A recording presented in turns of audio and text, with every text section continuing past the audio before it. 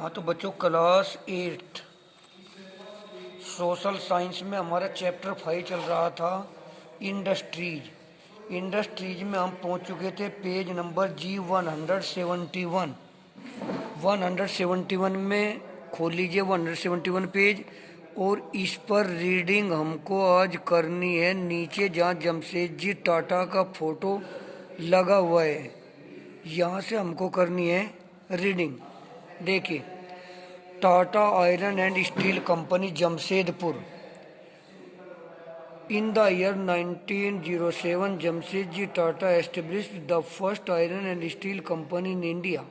It was registered as the Tata Iron and Steel Company Limited of TISCO. The development of the iron and steel industry opened the door of rapid industrial development in India. TISCO was privately owned. After independence, the government started setting up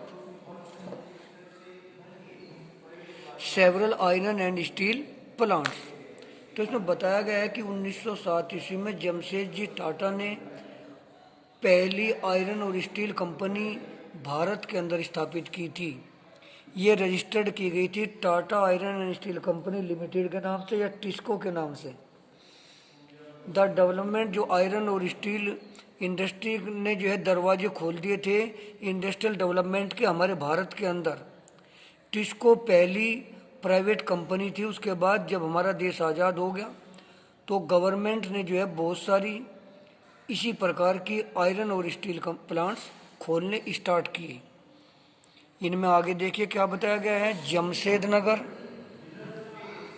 is planned industrial city of India founded by the late Jamshed ji Nusserwan ji Tata. It is also known as the steel city Tata Nagar. और next page पर देखेंगे जमशेदपुर की एक जो गांव था उसको एक प्लान किया गया, उसका एक शहर बना दिया गया इंडस्ट्रियल सिटी ऑफ इंडिया के नाम से, जिसकी जो स्थापना की थी जमशेद जी टाटा ने की थी। इसको स्टील सिटी या टाटा नगर के नाम से भी जाना जाता है। सिंपली इसको टाटा भी कहते हैं। अब देखिए इसमें और क्या बताया गया है इसके आगे।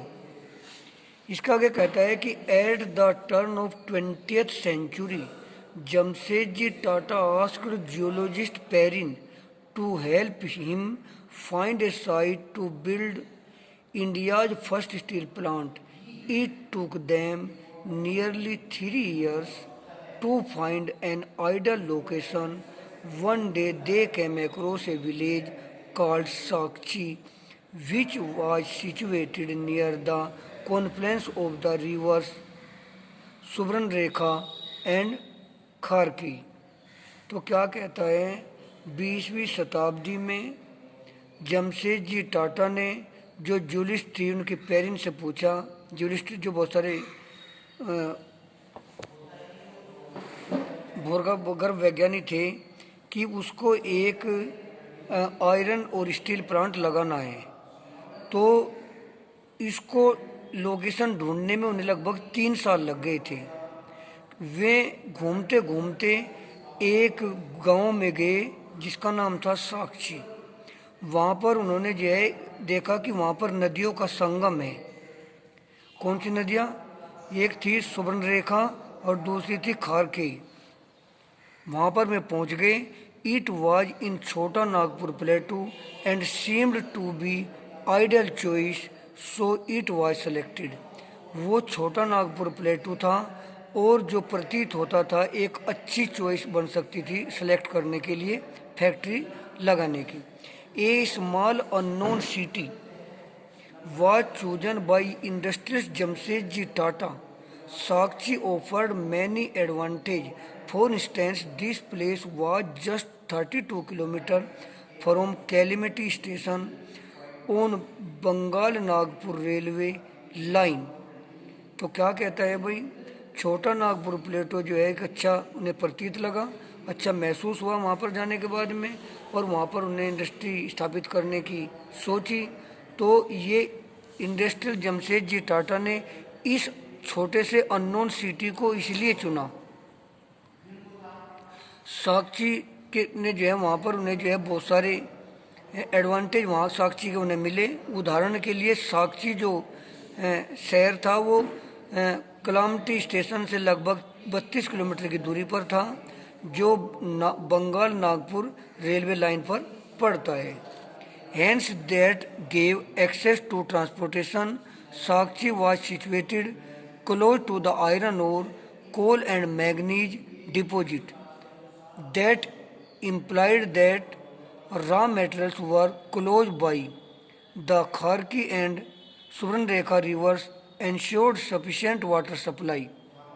क्या कहता है, इस प्रकार से जो है ट्रांसपोर्ट की सुविधा उन्हें वहाँ पर साक्षी में अच्छी मिल गई, और साक्षी जो है वो आयरन ओर के नज़दीक बसा हुआ था, वहाँ पर लोएस्क नज़दीक थी। कोयले की और मैग्नीज की खानें भी उनसे नज़दीक पड़ती थी। That implied that raw material work close by, जिससे ये प्रतीत होता है कि सारा रॉ मेटेरियल वहाँ पर उन्हें आसानी से उपलब्ध हो रहा था।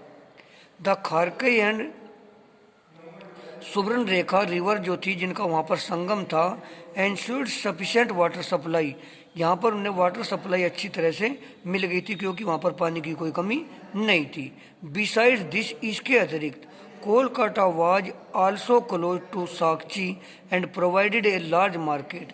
इसके अतिरिक्त एक खास बात यहाँ थी कि उन्होंने इंडस्ट्री यहाँ पर स्थापित की। इसकी खास बात यह थी कि यहाँ पर कलकत्ता जो है उससे नज़दीक पड़ता था साक्षी से, और कलकत्ता एक बड़ा मार्केट इसके लिए था। The first steel ingot was rolled out on February 16, 1912। जो पहला स्टील इन गोट रोल्ड हुआ था वो 16 फरवरी 1912 को हुआ था। It was a moments day in the history of industrial India. ये भारतीय उद्योग में एक बहुत ही खुशी का क्षण था। Today TISCO enjoy its position as the world 7th largest steel company with an annual crude steel capacity of 31 million tons. अगर आज की भी बात करें तो जो टिस्को है ये पूरे संसार में 7वें नंबर का स्टील कंपनी है। इसका जो एनुअल क्रूड स्टील कैपेसिटी है, जो कच्चा यहाँ पर स्टील बनती है, वो लगभग 31 मिलियन टन है। In Jamshedpur other industrial plants were set up after TISCO.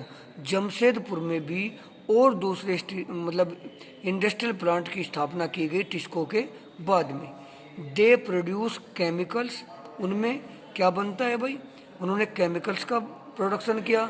Locomotive के पार्ट्स बनाए जाते हैं, एग्रीकल्चर इक्विपमेंट बनाए जाते हैं, मशीनरी बनाई जाती है, टिन प्लेट बनाई जाती है, और केबल और वायर बनाए जाते हैं भाई। इसके बाद हम आते हैं आगे। TISCO get coal from the Jharia coal field and iron ore limestone dolomite and manganese from the Orissa and Chhattisgarh. जो टिस्को कंपनी लगी थी, ये इसको झरिया कोल फील्ड से तो कोयला मिलता है कह लीजिए, और आयरन और लाइमस्टोन और डोलोमाइट और मैग्नीज मिलते हैं इसको उड़ीसा और छत्तीसगढ़ से। इसके बाद आता है the steel industry Pittsburgh. Pittsburgh city है अमेरिका की, in the United states of America, is historically known for its steel industry. ये अपनी स्टील इंडस्ट्री के नाम से पहचानी जाती है। It is also called the steel city, इसको भी स्टील सिटी कहा जाता है, due to its rich history as a centre of steel industry, क्योंकि स्टील इंडस्ट्री में भी एक इसकी अच्छी हिस्ट्री रही है। Pittsburgh was chosen as steel centre because it has many advantage. Pittsburgh को भी स्टील सेंटर इसलिए चुना गया था क्योंकि यहाँ पर इसके बहुत सारे एडवांटेज थे, यानी बहुत सारी चीज़ें यहाँ आसानी से मिलती थी। Some of the raw material like coal are available locally, कोयला भी वहीं लोकल में उपलब्ध था। Moreover the iron comes the iron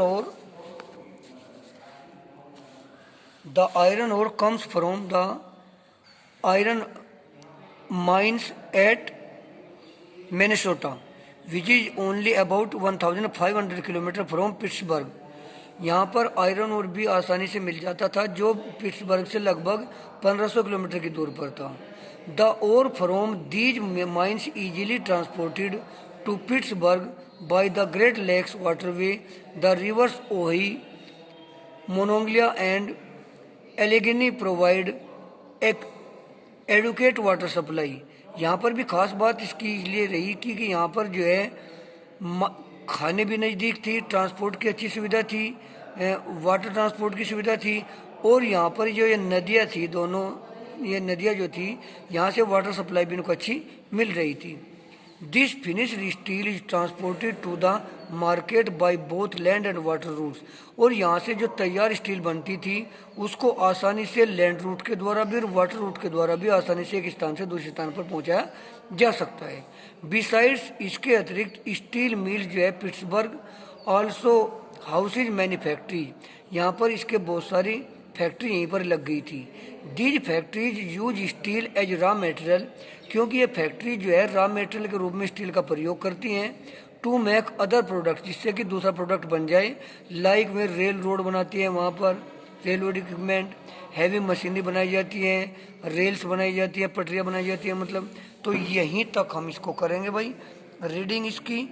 अब क्योंकि रीडिंग में बहुत कुछ टाइम लगता है तो आप इसकी रीडिंग यहीं तक तैयार कर लें भाई। और जो है रीडिंग के बाद जो मैंने कुछ आपको चूज द करेक्ट ऑप्शन बताए थे उनको भी आप अच्छी तरह से लर्न कर लें, क्योंकि एग्ज़ाम आपके आएंगे 27 तारीख के करीब, उस टाइम इस चैप्टर में से ज़रूर आएगा।